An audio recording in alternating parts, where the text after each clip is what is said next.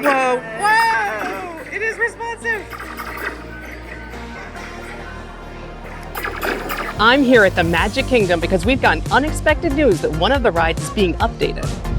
Buzz Lightyear Space Ranger Spin will be closing in just a few months for updates to its game mechanics and its ride vehicles. Plus, we'll be checking in on construction around the park and the future sites for what's coming next. All that and more in today's vlog update.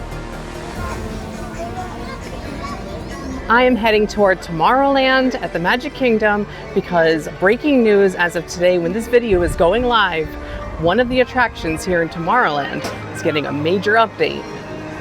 Now, Buzz Lightyear Space Ranger Spin is still a very popular ride and it still gets a pretty long line. So it's not something you want to replace. Instead, they're going to update it. The ride's going to close in August and reopen next year when it's done. It's getting all new game mechanics. The ride vehicles are being updated and it's getting a new scene with a new character. The new scene will be at the start of the ride, which is going to become like a target practice, and it'll teach you how to use the new tech, which includes all new blasters, which are no longer attached to the ride vehicles. The blasters light up and they have two different colors for the two different people in the ride vehicle. That way you know who is shooting what, because when you shoot a target, it now lights up with the color of your blaster. I actually got a chance to play test with the new system and hold the new blasters in my hand and shoot them at the targets, which instead of being static little Z's, now actually light up when you fire at them. I can actually test it? Absolutely can. Enjoy it. Whoa, whoa! It is responsive!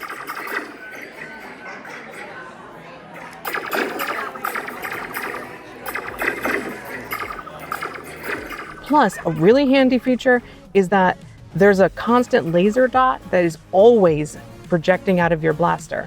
Instead of waiting for that little red dot to bloop, bloop, bloop, bloop while you hold down the really uncomfortable button with your thumb, now when you go to aim your blaster, you always have a laser beam, so you see exactly where you're aiming.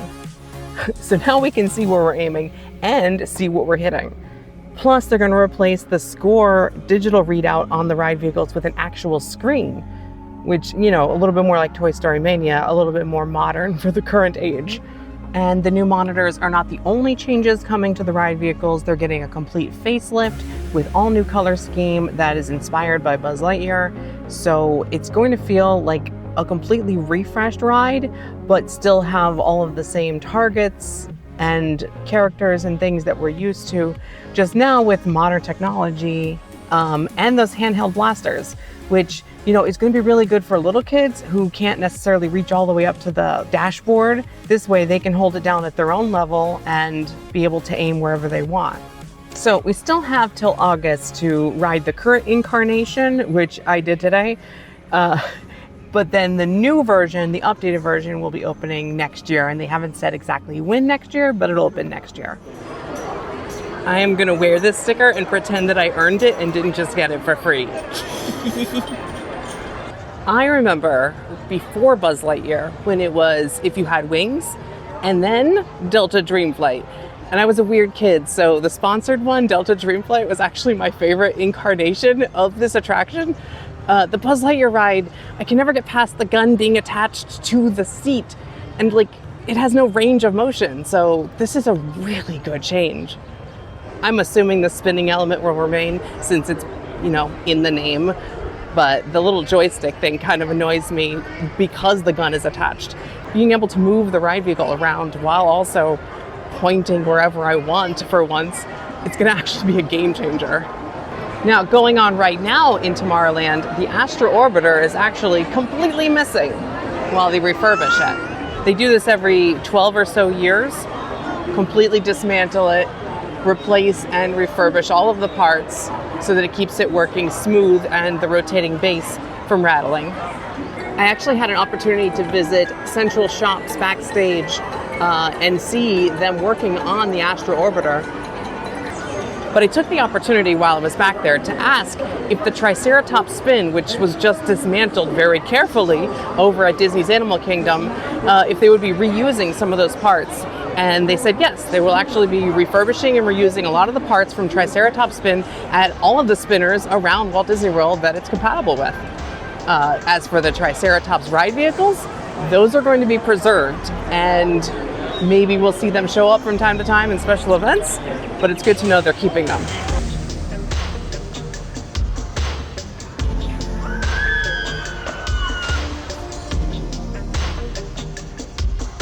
On the other side of the park, work is rushing to replace every single piece of track for Big Thunder Mountain as it undergoes a massive refurbishment.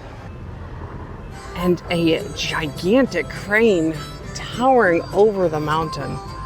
As we approach the entrance here, we can see work walls up, blocking our way in. Work walls also cut off the exit ramp here, and there are tarps blocking our view into the queue areas. If you look this way. I actually got to attend a talk recently with Imagineer Michael Hungen, who was talking about a few years back, a couple D23 expos back, when they're showing that blue sky concept for what could be beyond Big Thunder Mountain. And he said they called it an Easter egg, that they put the villain stuff at the back of that art. But the reaction, the fan reaction and the reaction in the room was so great that he said it actually helped talk them into doing the Villain's Land. So it turns out that fan reaction can have an effect on what comes next. I had a chance to explore Tom Sawyer Island on my last visit to the Magic Kingdom, and I'm glad I did, because you never know when it could close. They haven't actually announced a closing date for it, so I would suggest if you'd like to check it out, maybe now is your opportunity. It's looking really good, and it might be your last chance to grab some photos. I would say the same thing about the Liberty Bell, and if you have not yet ridden on the riverboat that goes around the rivers of America, you may be running out of time, but there is a lot changing, both in the more distant future and the current present, and also for the first time in over 10 years, there is a nighttime parade coming this summer, the Disney Starlight Parade. Work is continuing on the new bar outside of Pirates of the Caribbean as well. Of course, for now, Tom Sawyer Island and the riverboat are still open, but they are going to drain all this water, fill it in with concrete, build mountains and cars rides, but really all of that is just a walkway across the way to the new Villain's Land to me, because once this is all filled in, then we can get back there. That's gonna wrap it up for this update at the Magic Kingdom, but let me know in the comments what you think of the updates coming to the ride, and be sure to subscribe to never miss an update for construction happening around Walt Disney World and new news announcements. Thanks for watching. See you next time.